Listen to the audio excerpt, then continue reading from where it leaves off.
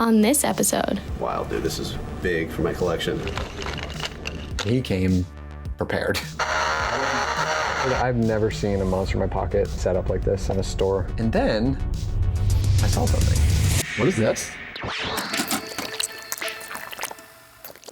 Retro Slacker here with all things vintage toys, and I found a Grail. A Grail? Okay, let's rewind a little bit. At Shop the Curiosity, I met my new friend Cruz, who happens to own 2 toy stores. And the new one is Cruz and Retro, which is in Vernon, Connecticut. How long has this been officially opened?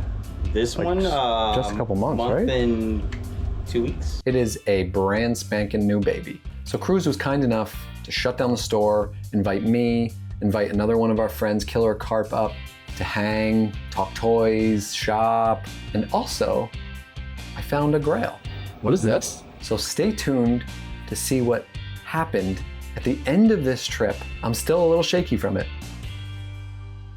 See? I'm shaking. What's up? Yeah. Yeah, you gotta take it all in, man. Savvy Commando Blitz. Yeah, this is, I'm gonna have to get some of them. Wow, he's got so many of Oh them. wow, this is like the most I've ever seen in one spot. A decent price too. You ever have these as a kid? I never had a these as handful of kid. them. Yeah. I remember the commercials, but I did not have these. I puss. I like this guy here. Mom's skeleton hated this line. Bebop kind of a thing. Pocket Simon. Don't wait, Daddy. So when I got there, Cruz actually wasn't even there yet. And I met up with my pretty new friend, who I recently met in person at Shop the Curiosity, and fellow toy collector and battle beast, laser beast, historian, Killer Carp. As you can see here from the little history lesson he gave me at Shop the Curiosity. It's very rare where you see a line where every figure has its own unique colorway and sculpt. That they had that kind of, they spent a lot of money. It didn't work out for Hasbro, but every battle beast, there's nothing repeated. There's no like, we borrowed an arm from this to make that. Everything has its own unique. Do you know how many there are? 76 in the base set, and then there's 36 laser beasts. Oh, those are really cool. That guy's awesome. Yeah. What is this? I don't think I've ever seen I that. don't know what that is. That's a Nitro ooze. that's a turtle vehicle. He's already filming. Please, I don't want to be on camera. Stoked, man. Nice to meet you. Or not to meet you. Nice to see you. This is like a sneaky big space. Yeah. Yes, It is. It's 2,500 square feet. He has one, and then he has something else that he's like, I won't let you see it until you come pick up. There's a hat. You haven't seen it before. And we I got have a massive awesome of VHSs, so I can go bootleg through and, Ninja Turtles. pick some Or sorry, from the store, but he also awesome brought bootleg Power Rangers. some laser I bought beasts. some leftover These are from '94. Tupperware. This is one of the coolest bootleg Power Ranger things I've ever seen with the mask. There was a 500-pound pot-bellied pig. What? And this whole thing is amazing. I've never seen a monster in my pocket like set up like this in a store. I saw something over here. My wife really digs these. So I think we're gonna go with Cyclops here. These are from '91. That's a very cool Crypt Keeper. I was selling this show. There's like. It's amazing. Secret Warriors Doom Roller.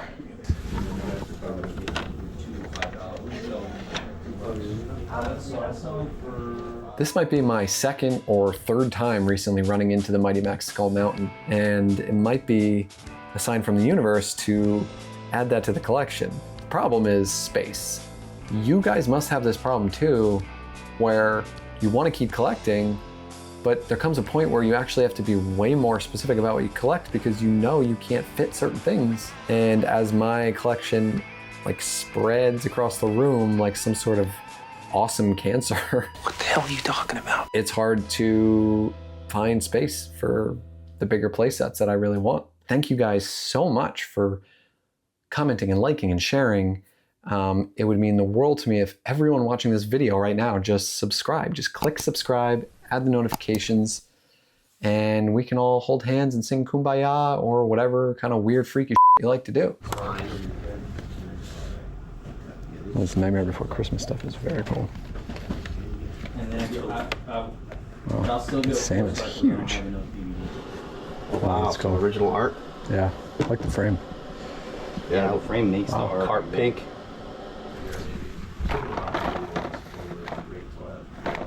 Wow. Let me know. Or retro Rick. So we're going art. And I'm like, Oh man, I gotta do the ET pose, man. retro Rick. Go to Branson, Missouri, and drive this collection home because the kids get $50,000. I mean, that's epic. MC Hammer Ken. I could palletize this. Who's this from? Get it LTL. Anyways, let me show you this. This guy's a good friend. He's been collecting forever. Oh, And he posted this photo about 2 weeks ago. I don't know. Maybe I've never had battle keys before. He created an account. Because his normal account is his landscaping account. And they're 5 years. Say it, play it, warp it, and now, sound effects.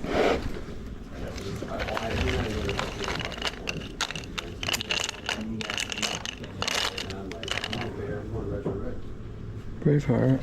Flying out. For $1. I would probably drive it home. My plan. Somebody bought him. Sorry. This guy. Forgot. No. He's Oh, in the that's a tote. bummer. He's in the tote. Him. I think he's the best one. Either him or him. Their noses are always rubbed. Yeah, he's Very rare to find them with a clean nose like that. It's very personal or for here? This is a very personal deal. Very personal deal. This is very personal. Cruz and Carp are wheeling and dealing. They're working out some sort of deal to trade in laser beasts and battle beasts to get either store credit or to work towards this one thing that I know Carp really wants. I also really want it, but he came prepared. David. He's got the keys. And a close up of the key going in. Yep. I'll let you do the honors. Psych. Wow. There he is, with figure too. What figure? The way you like it, you don't even like it with the mask, so it I don't kind of need that works mask. out. I'll just set an eBay alert for the Yep. next 10 years. Wow. It's really It's cool. funny, like one just sold like Do they come 3 apart? weeks So, ago. $55. Yeah. Wait, can I actually see one? Yeah. Do these come apart? Or is it attached? He comes off, right? What? The head comes off the body. I'm not 100%. I've never held one before. Yeah, neither have I. So I'm not sure. Oh, maybe Google that I first. think he came like that, so I don't know if that his head comes off. Wow, dude, this is big for my collection. I need one more PVC figure now. I need that fireman. I know. I was all about just the tomatoes for so long, and now I'm like, I need the figures. Yeah, don't tell him. Figures that, in the mouths and stuff. It looks cool. regret. It really sells it. Especially with yeah. like that Figures guy. in the mouth? Yeah, I Yeah. love it. I love it. It looks like it comes off. I'm pretty. I would be does. very, very hesitant to pull on that though. I wouldn't do it. Yeah. No, it looks like it's glued in. Oh, is it? Yeah, Okay. don't let Slacker. No, It's pull it already off, yours, so if you want to pull it Yeah, off, it's true. you Once it's own it. yours, yeah. It's you own it. You can go ahead. Love it, man. Phantomato. So Killer Carp picked up the Phantomato, Phantomato. one of, if not the coolest toy in the entire Killer Tomatoes toy line. It's not a line I know enough about to really like educate people on, but I know that I am super interested in it and it feels a part of the Mad Balls, Weird Balls stuff universe. The only one I have is this, I guess, boot. There is a piece of my rug stuck in its mouth.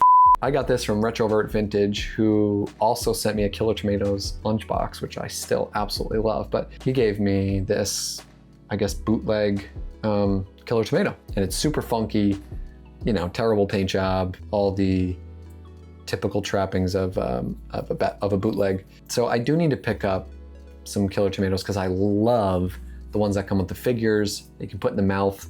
I don't know, I think it's just such like a sign of the times, and it's so perfect. You know what you're asking on your Castle Grayskull?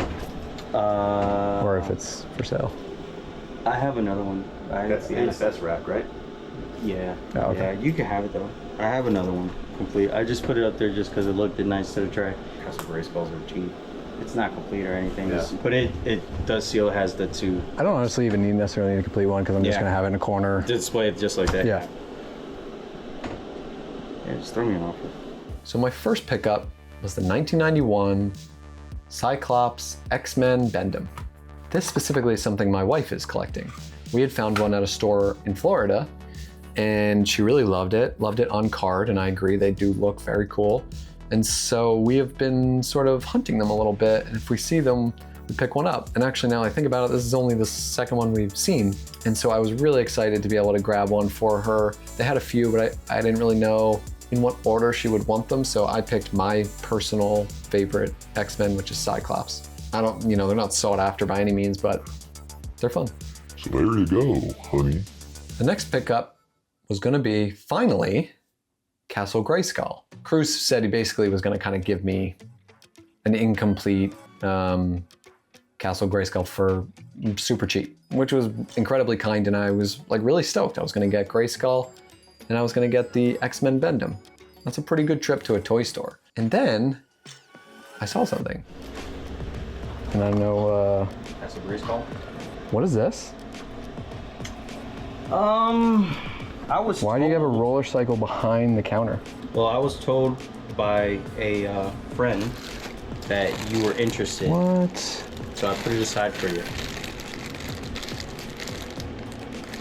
And it's just missing the Yeah, just the basket? yeah, just the basket. That's all it's missing. Okay. Okay, what are you asking?